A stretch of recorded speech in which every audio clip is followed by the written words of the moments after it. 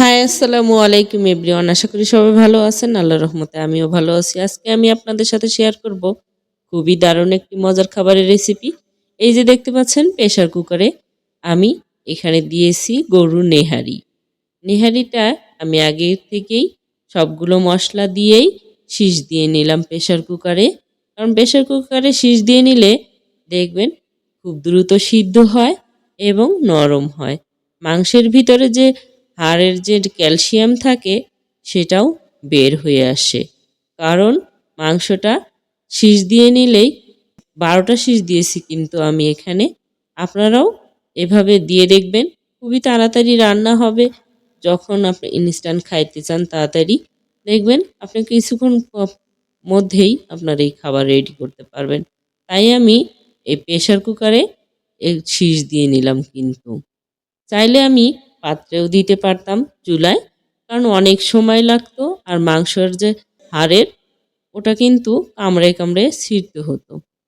এখন কিন্তু প্রেসার কুকারে শিষ দেওয়াতে নরম হয়ে গিয়েছে, খুব দ্রুতই রান্না হবে। আর ঝোলটার আমি গাঢ় করার জন্য এবার চুলায় পাত্রে ঢেলে দিয়ে এখন আরেকটু মশলা দিয়ে আমি রান্না করব। কারণ প্রথমে আমি অল্প পরিমাণে মশলা দিয়েছিলাম, এখন আমি আরেকটু করে মশলা দিলাম আমি ৪-৫টা কাঁচামরিচ টুকরো করে দিলাম।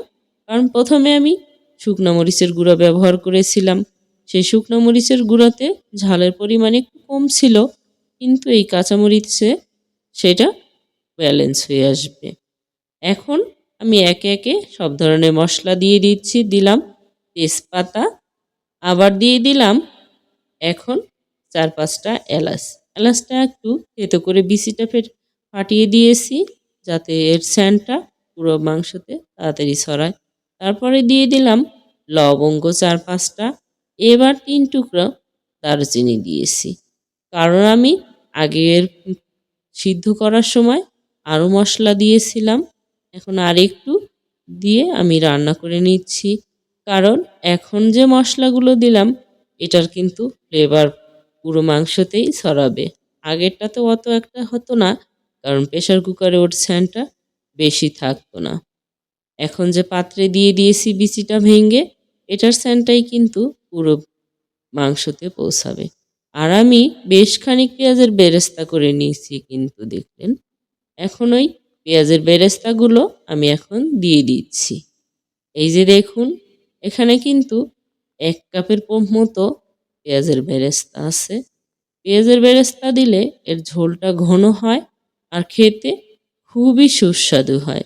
নামি দামি রেস্টুরেন্টের খাবারের মতো মান আনতে চাইলে আপনাকে অবশ্যই এই পেঁয়াজের বেরেস্তা দিতে হবে।